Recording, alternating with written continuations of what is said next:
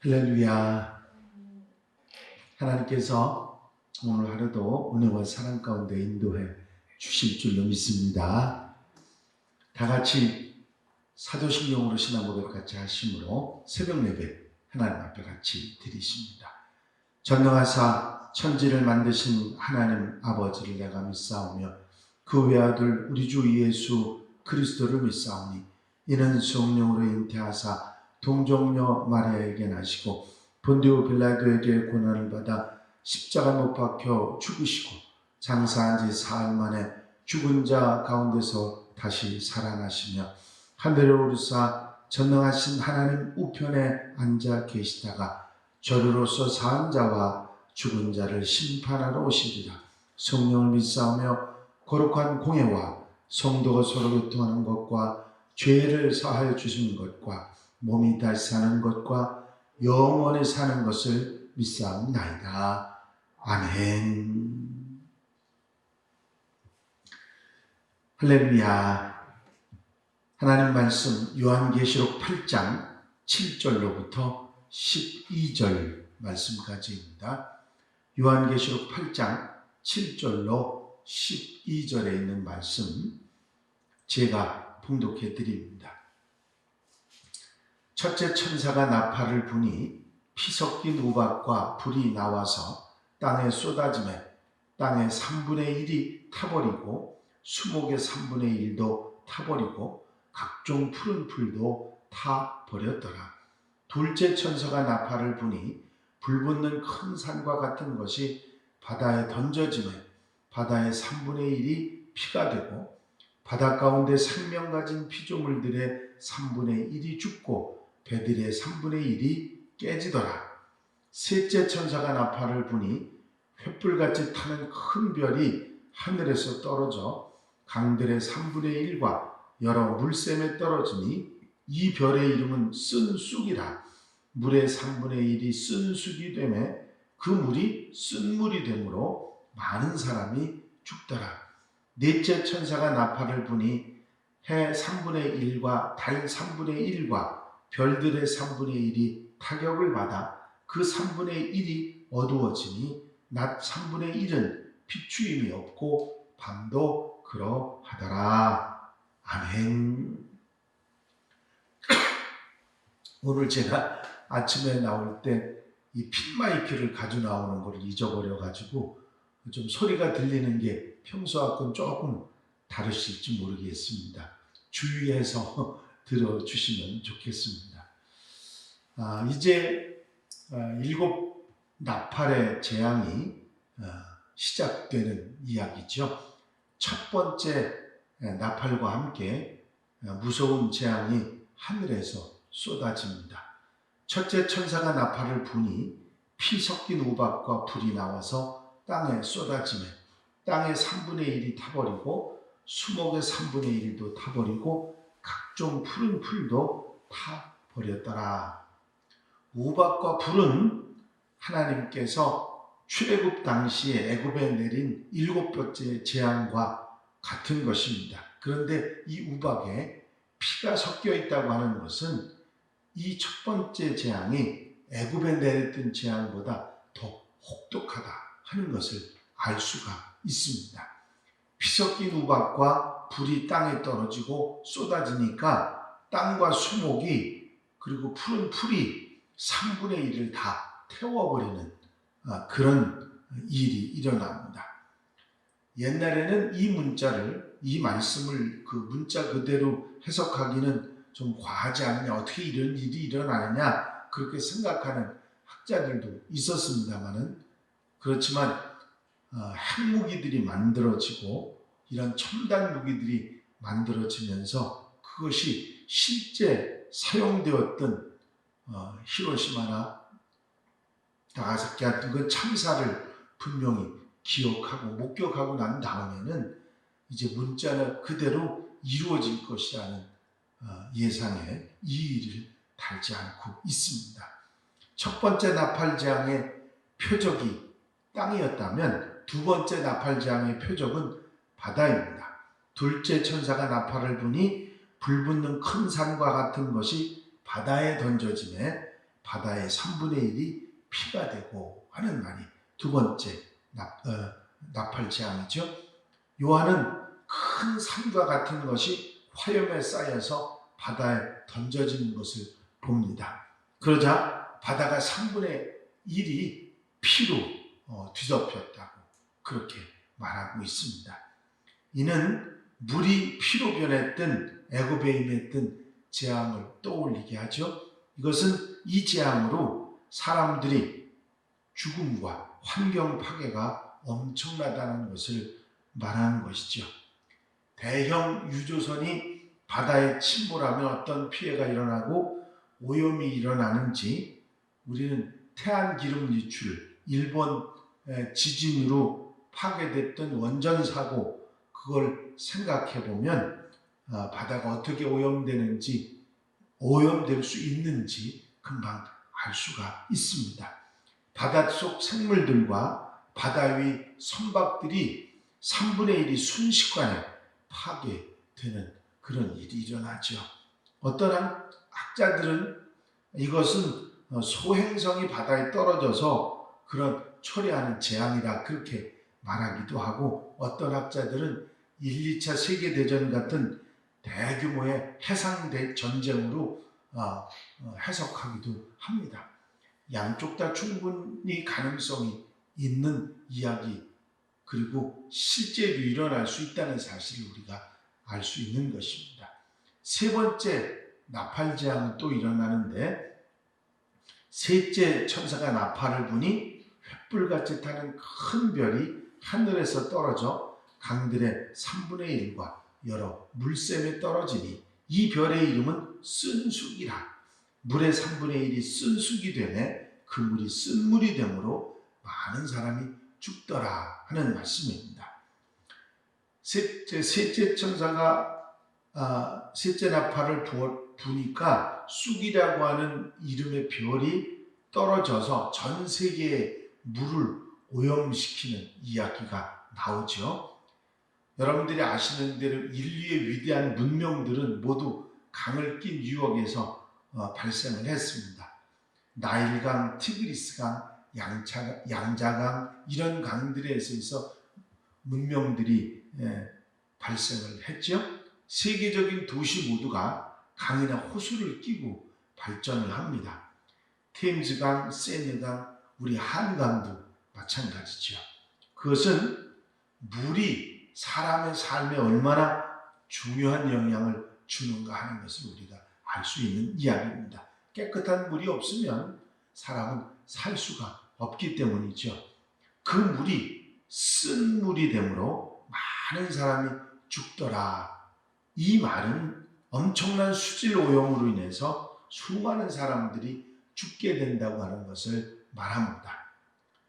우리만 해도 오래전 우리가 태어날 때만 해도 물을 사 먹는 일은 상상도 못했었습니다. 물을 사 먹게 될 것이라고 그때 누가 얘기했으면 그런 소리 하지 마라 그랬을 겁니다. 그런데 이제는 누구도 강물이나 생물을 그대로 마시지 못하는 세상이 되어버리고 말았습니다. 전 세계적으로 수질 오염이 그만큼 심각해진 것이죠. 이런 수질 오염의 재앙의 원인은 영적 타락입니다. 이 별 이름이 쑥이라고 그랬는데 구약 성경에서 쓴 쑥은 사람들이 하나님을 버리고 우상을 숭배함으로 얻게 된 고통을 뜻하는 말이었습니다. 이제 네 번째 나팔의 재앙이 나팔 소리와 함께 일어나는데, 넷째 천사가 나팔을 부니 해 3분의 1과 달 3분의 1과 별들의 3분의 1이 타격을 받아 그 3분의 1이 어두워지니 낮 3분의 1은 비추임이 없고 별도 그러하더라 그랬습니다. 이 재앙은 6장에 나왔던 6번째 인이 떼질 때 나타났던 재앙과 비슷한 양상을 띠는데, 천체의 대격변이 일어나는 것을 예언하는 것입니다. 해와 달과 별의 3분의 1이 어두워져 버린 거죠. 충분히 가능한 일입니다. 화산이 폭발하거나 핵폭발이 일어나면 대낮에도 하늘이 깜깜해진다고 합니다. 여기에 우리가 주목할 일은 3분의 1만 타격을 받았다는 겁니다. 전부가 그렇게 되는 게 아니라 3분의 1만. 그랬으니까 완전히 파괴되는 게 아니고 부분적으로 3분의 1만 파괴된다는 것이죠. 이미 언급된 나팔 재앙을 당한 사람들은 전력과 물과 식량도 끊겨서 절망과 자포자기에 사로잡힌 상태입니다. 그런데 이 상황에서 또 하늘까지 어두워지면 그 결과는 끔찍할 것입니다. 폭동과 약탈, 범죄로 세상은 무법천지가 될 테죠. 이 정도 환란이라면 정부나 구호단체의 원조로도 회복이 불가능한 상태일 것입니다. 이 네 나팔의 재앙이 워낙 충격적이고 혹독하다 보니까 사람들은 이 재앙이 문자 그대로 이루어질까 하고 의심하는 경향이 있습니다. 하지만 우리 주님은 이미 경고하셨죠. 마태복음 24장 21절에 보면 이는 그때에 큰 환란이 있겠습니다. 창세로부터 지금까지 이런 환란이 없었고 후에도 없으리라. 영화에서나 나오는 이런 재앙과 환란이 과장이 아니라 거짓이 아니라 진짜 일어난다고 이렇게 계시록은 예언하고 있는 것입니다. 하지만 하나님의 심판이 이 먼저 일어나는 재앙들이 3분의 1이라고 하는 제한을 가지고 있다는 것은 아직도 심판받지 않은 3분의 2가 남아있다는 이야기죠. 이는 사람들로 하여금 이 심판으로 깨닫고 회개하고 돌아오라고 하는 경고성 메시지를 전하고 있는 것입니다. 7 나팔 재앙은 사도 요한 당시 7 교회를 핍박하는 세상에 대한 징계였습니다.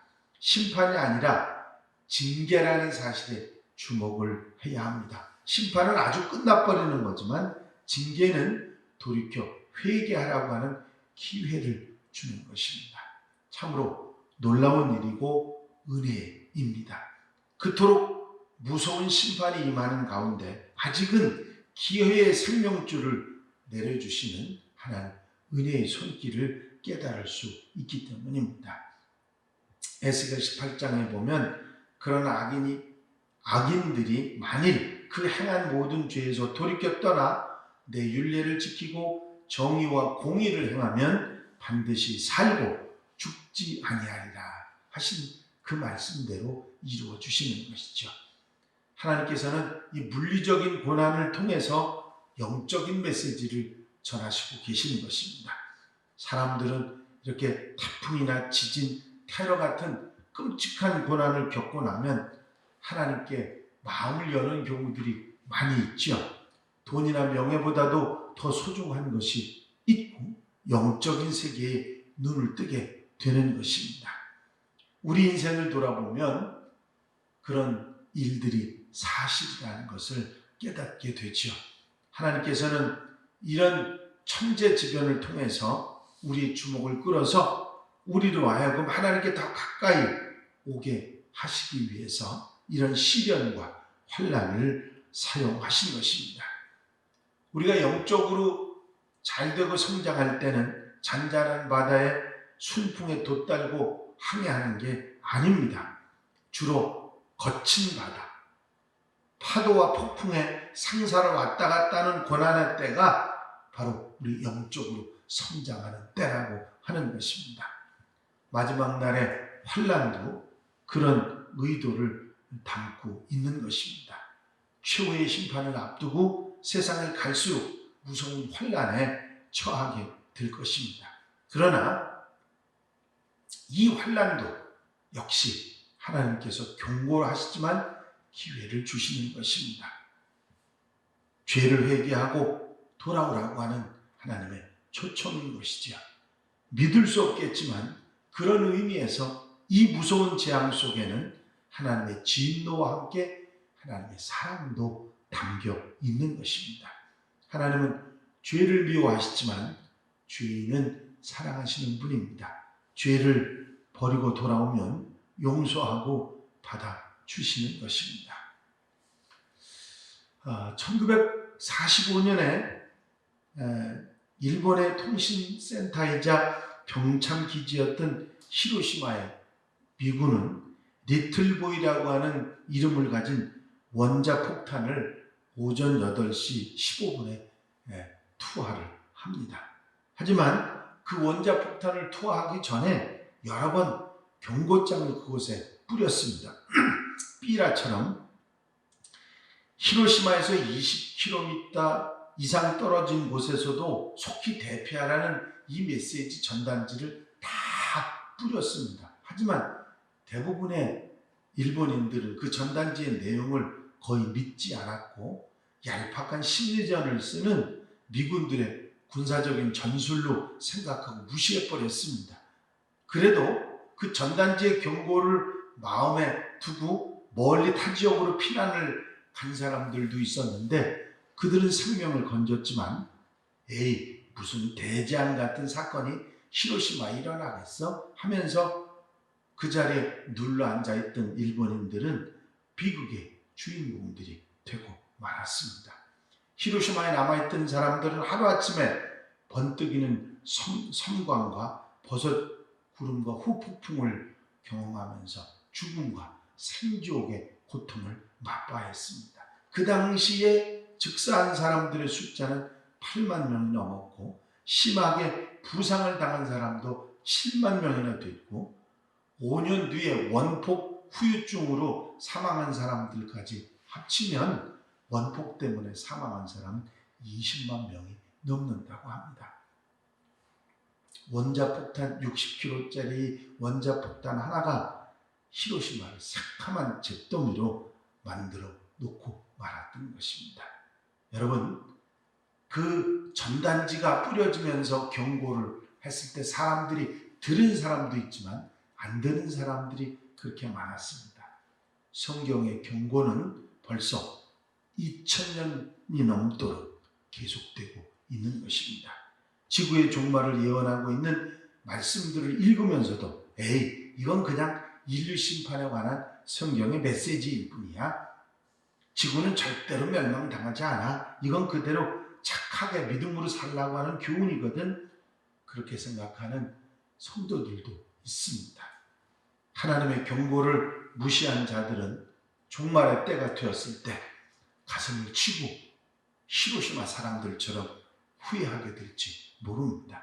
하나님의 말씀은 1.1획의 오차도 없이 그대로 이루어진다는 사실을 우리는 의심하지 말아야 됩니다.